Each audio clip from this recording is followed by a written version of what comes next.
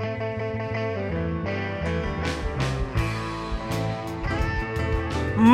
in the Valley, brought to you by High Spots and Cheap Pups.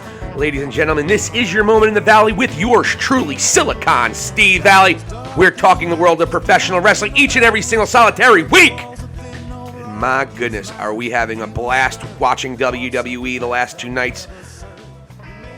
And I'm talking about Cody Rhodes, the American Nightmare, former AEW 3-time TNT champion, the only former 3-time champion in AEW history. If you were not a believer of the magic of the American Nightmare, if you were not a believer in the vision that Cody Rhodes presented to the AEW universe himself, the AEW fans, the exact vision, his vision, that he continued to try to get, and he was booed out of every single solitary arena, well, you appear to be in the minority at the time, as Cody Rhodes, with one of the most impressive, and many people said unwise, matches that has ever taken place. The same day he rips his pectoral muscle off the bone, he goes in and has one of the best Hell in the Cell matches I have seen in recent memory. It did help that he was in the ring with the absolute best worker in WWE by far in Seth Rollins. Seth Rollins' work during this feud has been nothing short of brilliant. And we can give Cody all the credit in the world, but he's had one of the best dance partners on the planet. And they have just an absolute beast of a match. And if you followed Cody Rhodes in AEW, he always referenced the sledgehammer. We all know what he did with the... We all know what he did with the throne, blowing it up, destroying the kingdom, so to speak. Seth Rollins referenced it in his last big promo prior to the match. The teases of the pedigree so often taking place within Cody all throughout his time in AEW, because that essentially would have been his heel turn, but that would only be a heel turn for the independent wrestling fans. He was a WWE-made guy. He was a sports entertainer long before he was a professional wrestler. Then he leaves WWE, and he becomes a professional wrestler. And one of the best in the world. I don't mean just bell to bell, folks. I know he can have a really shitty match here and there. I get it. But he can also have epic matches like he had on Sunday night at Hell in the Cell with Seth Rollins. The kind of match he had with his brother Dustin Rhodes at Double or Nothing. He has all the makings of being the face that runs the place in WWE. And after his performance at Hell in a Cell and the love and joy he got, not just from the crowd in attendance, but the crowd, most people that aren't AEW fans who are still pissed off because he's actually going to do what no one thought he was going to be able to do,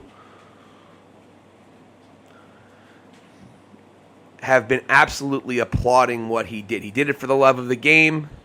The explanation is that Cody felt like it's only pain because he couldn't hurt his pectoral any more than he did. It was the day of, and usually the second day is harder than the first day. And Cody made the decision to go out there and finish this chapter, this portion of his comeback, which he needed to do. And he did it looking like a hero. And then he comes back out and opens Monday Night Raw, cuts out a promo, which... This is what you worry about Cody. He turns on the waterworks out of nowhere. You bring up his daughter or you bring up his father, he's going to cry. Will that be something that continues to be allowed? Because one of the reasons that the AEW faithful turned on Cody Rhodes is because a lot of people felt like his promos, as great as they were disingenuous. And he turns the waterworks on a lot. So that's something that I think WWE or Cody or somebody should tamper. But other than that, he had the crowd eating out of the palm of his hand. And you know what? I'll give him a pass for the emotion tonight just because he did have arguably the most career-defining moment of his life. Because that win in Hell in the Cell and the manner in which he did it, it basically became a fait accompli. He is going to be the heir apparent to Roman Reigns as the number one guy in this company. The only thing that's stopping it will be injury. Well, that's what he has, but if he's back, he doesn't have to come back until the Royal Rumble, really, folks. And you bring him back at the Royal Rumble, you give him the hero's return, he wins the Royal Rumble, and then there he goes. Now, obviously, if The Rock is facing Roman Reigns, you're going to have to figure that out on the way. But Cody Rhodes is going to be the face of this company. And when he left AEW and signed with WWE, the two things I was worried about, or the two scenarios I thought were going to happen, is that he was going to be the biggest guy in WWE, or he was going to get a Big E or Kofi-esque title run. I always thought he was going to win the big belt. WWE did not bring him back in to not win that title. But the question is, was he going to be a transcendent figure? Is he going to eclipse his father in popularity? Is he going to eclipse his father in success? Cody Rhodes has already done extraordinarily historic things in this business. Nobody can deny that. He's already changed the game. He is just as responsible for the creation of AEW as any man on this planet. And if anyone wants to deny you, please go back and look at history. Go back and look at Cody Rhodes trying to bet Dave Meltzer that they can get 10,000 seats filled in Chicago before Tony Khan was even in the wrestling game. Go back when Cody Rhodes did the exact same thing that CM Punk threatened to do in his pipe bomb. He went to Ring of Honor. He went to New Japan. He helped build professional wrestling. To heights that it hadn't been seen outside of WWE in decades. He, with the Young Bucks, Kenny Omega, Bullet Club, Hangman Adam Page, obviously, and a host of others, kept independent wrestling alive to the point where it rose up and became a prominent show on cable television. Cody Rhodes is as responsible for building the house that a lot of us AEW fans sit and eat in and sleep in. And when the fans turned on him, as did Tony Khan, they didn't see value in him. Thought he was overrated. Thought he was disingenuous. There were a lot of problems with Cody. But at the end of the day, he returns a hero to WWE, and he will be the king of WWE within a year. The die is cast. It is happening. Whether you like it or you don't like it, learn to love it. As I think Lanny Poffo said, Cody may not be the best thing going today, but he is going to be a guy who transcends WWE, and he has brought the same exact flavor he has had over the last 6 years in his career to what he is now. He is 100% the same exact guy that we were booing out of every building when he was wrestling Anthony Ogogo and Malachi Black. Anthony Ogogo was a shit show, though.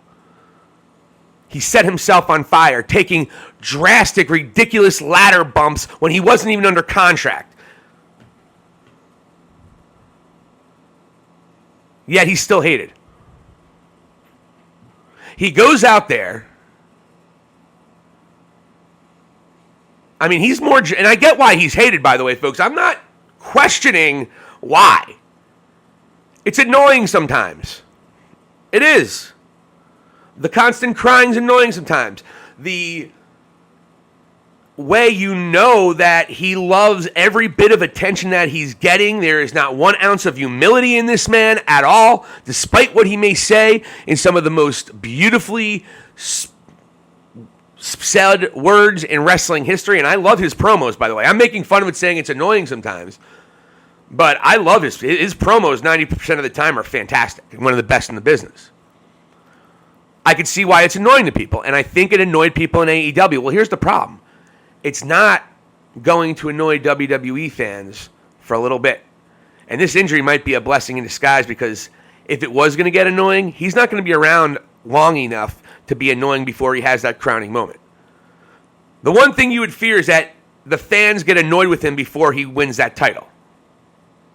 Then you could see him having the Kofi Kingston run. But with this injury, he's going to have that crowning moment as the guy.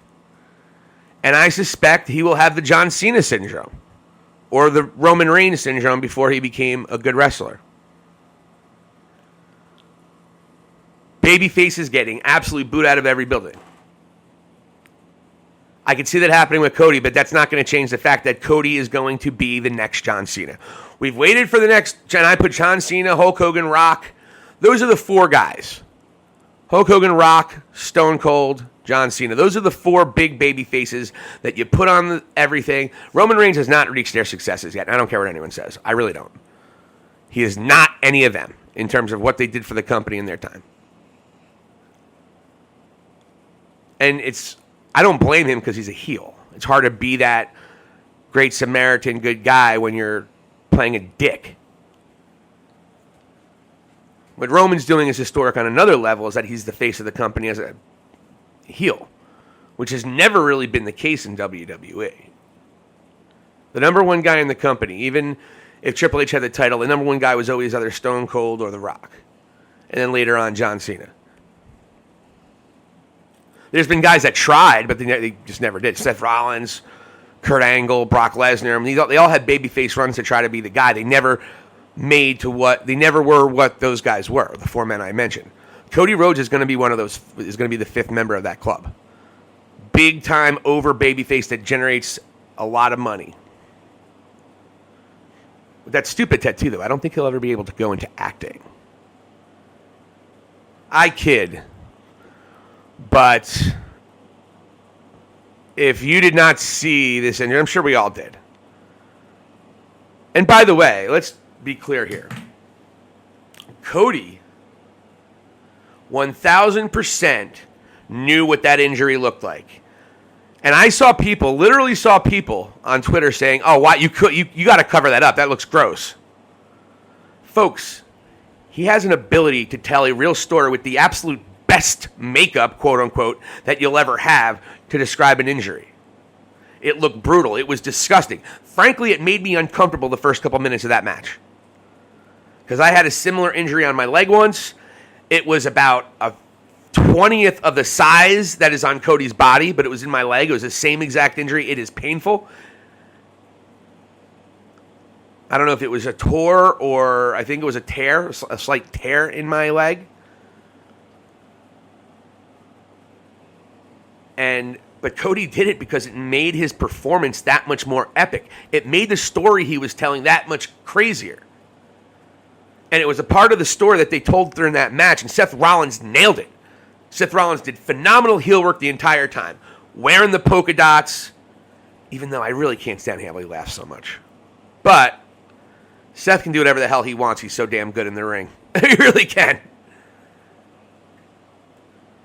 Just great spots, and he hits the pedigree, which would have been an automatic heel turn in AEW. Hits the pedigree to a standing ovation. And then Seth Rollins, who is another protege of Triple H, and this is a guy we got to talk about. Triple H is a character in this story that we're not sure of. We know Seth Rollins' history with Triple H on camera over the last 6 years. And we know what Cody has said and done and how he has acted with throughout his career in the independents about Triple H. So the fact that Cody used a sledgehammer to knock Seth Rollins out and win this match after he hits a pedigree. Folks, this is part of Cody's story he's been telling well before he got back to WWE, and it is absolutely incredible. And if you have been on the journey of Cody Rhodes, and look, by the way, folks, this is not, I have always called it right down the middle. I want everyone to understand that. I have never pulled punches, in my estimation, when it comes to my opinion. And Cody Rhodes, a little over a year ago, was an absolute disaster in AEW. I called him Mid-Carter Cody. He was looking like an independent wrestler. He had that program with Anthony Ogogo with the weigh-in that Paul White couldn't figure out how to use the scale. It was an absolute and mitigated disaster. And I was tough on Cody.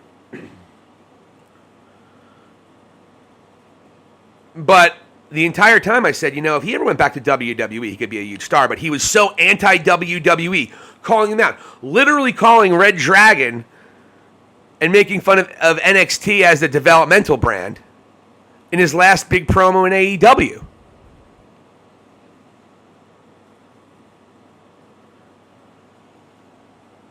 And I just have to respect Cody Rhodes, and I'm happy for him because he's worked very hard. And last night, like he always says, do the work.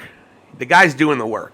And last night was one of the most epic performances in professional wrestling history, and we have to give him all the respect in the world. And after he cuts this great promo last night on Monday Night Raw, even though he's crying a lot, Seth Rollins comes out, he interrupts him, and he shakes his hand. And I'm like, cool. Maybe Seth is turning babyface soon. That's cool. And as Cody walks off, Rollins goes to the back, Cody walks off to his song. And while he's saying goodbye to the crowd one last time before he goes away to heal up from his injury, Seth Rollins, total dick move, attacks him with the sledgehammer from behind and beats the fuck out of him. And includes attacking his injury in his pectoral, which looked even more hideous. So if you didn't catch it on pay-per-view, you saw it on Monday night. You saw the disgusting injury on Monday night. But they stayed with it, and you know what, folks? They were about to cart him off and stretcher him off. He stood up and walked away to a standing ovation. I haven't seen a babyface marionette a WWE crowd like this in such a long time. For this long. He is 100%, particularly with Orton out, 100% the most over babyface in WWE after last night.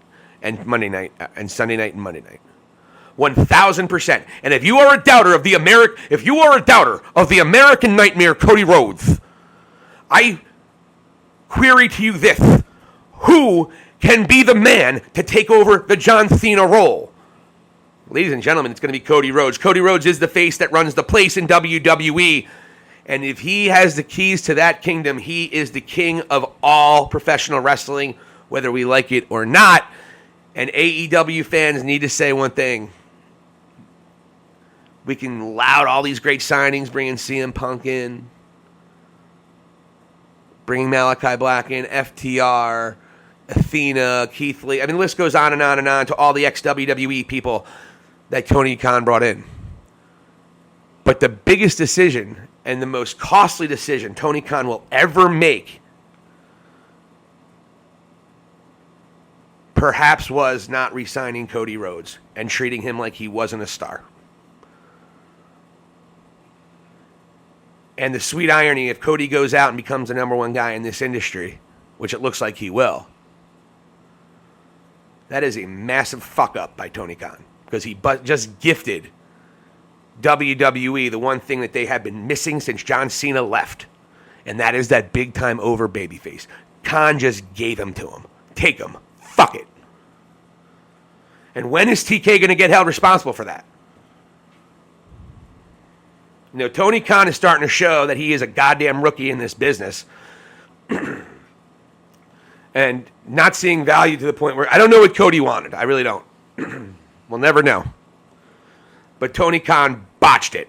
Botchamania should have Tony Khan not re-signing Cody Rhodes on it. Because they gave him the one commodity that WWE has been dying for. The one thing. They have found John Cena's replacement in Cody Rhodes, the American Nightmare, and they got a guy who's going to love every damn second of it, and it's a guy who has wanted this recognition and has wanted to be this star for so damn long. He wanted it in AEW. Well, AEW didn't want him, so he's going to go to the biggest show in the game and become the biggest babyface there and eclipse everything anybody in AEW has done in terms of financials, folks. Don't jump down my throat. I know he's not half the wrestler that a lot of the guys are. He really isn't. Because we saw what he does when he's in the ring with somebody who sucks like The Miz or Tony Ogogo. He has an absolute disaster of a match. But when he's in there with a guy who's a decent worker, the guy's a good wrestler. And when he's in with a great wrestler, he's a great wrestler. Just like John Cena. Just like Hulk Hogan. Toward the end of his career, just like Steve Austin and The Rock. Now, Austin's style was cool because it was a brawl, so he could have a entertaining match with anybody. But Stone Cold, in his big-time years, he wasn't a great wrestler. He was a brawler. It was not the Stunning Steve or even the Ringmaster. Hogan really didn't go. Rock, a fun worker, not a great worker. So Cody doesn't have to be 5 stars every single time he goes out. He just has to be entertaining, and he is that, and the WWE Universe loves him with all of their heart. He is the prodigal son, and he has returned. Ladies and gentlemen, I give you your moment in the valley, Cody Rhodes, the heir apparent. This is Silicon Steve Valley. Thank you so much for listening. Please follow us on Spotify. Please subscribe on YouTube, baby. I got to pay for my daughter's college. I don't know. I feel weird having her rich grandparents do it. But anyways, ladies and gentlemen, this is Silicon Steve Valley. We love you here in High Spots and Cheap Pops. And by the way, check out next video out. We're going to have our 100th video. Me and Vladi Dottie are getting going after Vladi Dottie swept me this past pay-per-view at Hell in the Cell. Beats me. Cody won. I picked Seth Rollins.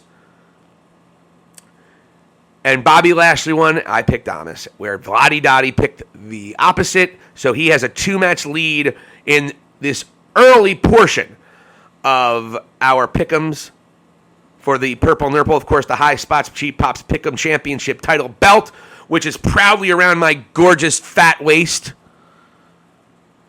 I don't know if I'm not clinically obese, but I could shoot loose to shed some pounds. So, ladies and gentlemen, I thank you for listening. This is Silicon Steve Valley. One little tidbit, we're going to get into a lot more on our full-blown podcast of High Spots and Cheap Pops with Silicon Steve Valley and Vladi Dottie. MJF. Well, I don't know if this is part of the work or is it a shoot. Warner and Discovery wants MJF completely taken off all promotional items for AEW. We're going to get into that a lot more. Has MJF put himself in a position, if this is a shoot, that he put himself in a position that will keep him essentially not working for a year and a half? Well, we'll see, ladies and gentlemen. That's a long time in the wrestling business, especially when nobody in WWE knows who the fuck MJF is. He doesn't even have 1 million Twitter followers, folks. As much as we love MJF on the indies, nobody knows who he is on the mainstream. Nobody. And I always wondered if this little power play, if this is a shoot that he's doing, is going to backfire on him. But like I said, if he was really like this, the way he has been outside, despite how right he was in his last promo, which is an all-time promo, it doesn't matter. He's not going to have major value in WWE outside of being a great manager. Even though you could see him having... But even when he wrestles Cody on the WWE TV, there's no way Vince is going to like it. There's no way Vince is going to dig on it. Because he looks just so small. Imagine, MJF looks small when he's in the ring with Jon Moxley or Cody Rhodes. Imagine if he's in the ring with Drew McIntyre, Roman Reigns, Bobby Lashley. He's going to look literally like a child. MJF, his value is with AEW, and he has to understand that no matter how pissed off he is. But we're going to get into that a little bit more because I don't think he's a big enough star yet. He's going based on his potential. I don't think he's a big enough star yet to, if this is a shoot, to have this stance. It's idiotic. It's bizarre. It's absurd. But I digress. We'll see if he's back on TV this week. Who knows? You never know. I hope he is.